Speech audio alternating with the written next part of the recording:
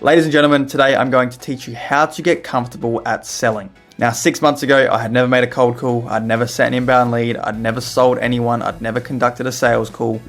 And with a little bit of mentorship, some guidance from people who have sold, I've been able to transition from a complete newbie into someone now who is able to sell. I've sold about over $40,000, $50,000 in deals in 6 months on a range of offers, from my own offer to someone else's.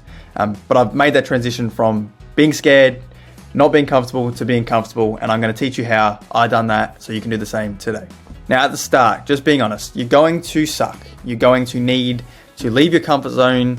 You're going to be uncomfortable when you do that as well. You're going to be rejected many times. You're going to make many mistakes, and you will have fears of actually selling and even getting on a call before you ever get on one. I know for me, this was the case. I know for people in my network, this is the case as well. Before you've ever done it, of course, you're going to be scared. It's something new. It's something you haven't done. It's out the comfort zone. Now, why actually place an importance on getting comfortable? So getting comfortable, it's not going to make you good, but it is actually going to help you for when you get on the calls. There will be less nerves, and you'll actually have more confidence and more belief and, I guess, trust in the process and what you're doing. That's why you get comfortable. And the 3 things I'm about to show you, what I did to get comfortable, I believe you should do them as well, and it's going to help you. Number 1, get your script in writing. So listening to sales calls from sales professionals at the start on your journey can become extremely confusing because you don't know what part of their framework they're up to. They're always using different questions for different scenarios, for different prospects. And as a new beginner, you can't actually recognize what part of the call they're up to, what part of the framework they're in, why they're asking a certain question. You don't have the information, the education yet, you can't recognize that. So what writing it down means is you actually can see what part of the framework, so each part of the framework, what questions are inside each part, what the goal of those questions are, and it also gives you a visual place to see each question at each part of the framework. So I'm about to show you in a second, but what this does is essentially it gives you clarity and gives you a bird's eye view over the whole sales process, and you can see it all laid out. And as you can see here, this is what I've done. Obviously, this script goes a lot longer. But for example, the opening stage part of the framework, the present stage in the framework, then there is the rest of the framework there as well on a whiteboard behind us. And you can see what questions, what the goal is in each part. And as a beginner, I know when I wrote this out, it gave me so much more clarity. I was like, wow, this is why my mentor is asking this question at this stage, with this tonality, with this pause, with this tempo. So yeah, it clears it up, makes it so much easier, and gives you a base to go off of to then build off of. Then secondly, practice by recording yourself doing the call. So what I did, I got a Loom account, set that up, and recorded myself like I'm doing right now, talking and practicing the script. So ask the questions, move through the phases, move through the frameworks, and try different tonalities, try different expressions, confused tones, cost of inaction questions, and then watch them back as well.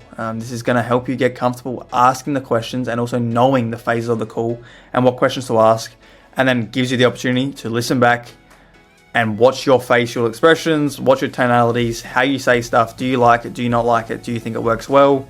And get you more comfortable. Cringe warning when you watch back yourself going like, do you like what it is that you're currently doing for X, Y, and Z? You're going to cringe when you watch it back. You're going to cringe when you hear your voice. Guess what?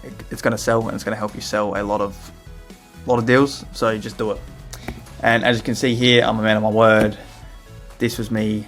This is just 9 screenshots of the practice I was doing when I was getting on the offer and starting to practice this stuff. But yeah, as you can see, I did it. I'm now comfortable, so you should do it as well.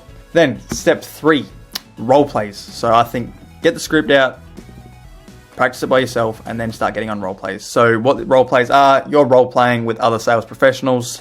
So what you do, you jump on a call, you practice your script through the discovery, you practice the pitch, and you practice objection handling with someone who is pretending to be someone buying something. You can also practice being a prospect as well. And from that perspective, you get a kind of a different angle on what questions are being asked, how it makes you feel as a prospect, get a different angle essentially. And then also as well on the call, you're actually able to listen to another sales professional and how they will pay certain questions with what tonality, what facial expression, why they say certain stuff, what they're saying. and you're going to learn a lot from other people who are sales professionals as well.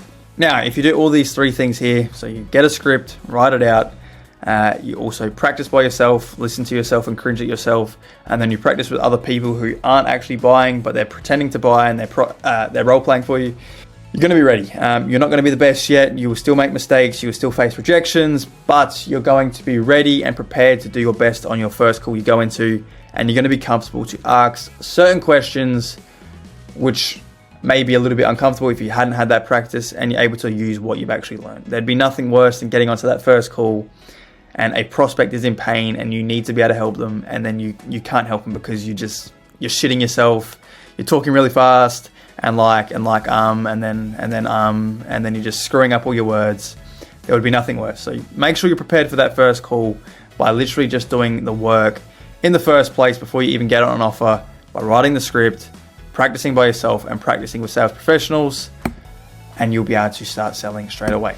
Now, if you have enjoyed this video, if you are a beginner sales rep and you are actually facing that uncertainty, that fear, those limiting beliefs, the anxiety of getting on a call and talking to someone, it's just a conversation, and this video here you think actually has helped you and you're going to take action on what I've said to help you get comfortable, then I suggest you subscribe like this big circle here is telling you to do.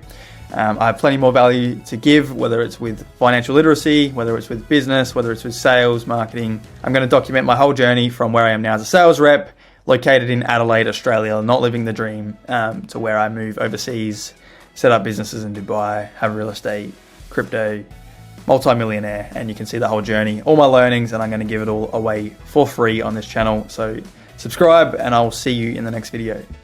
Ciao.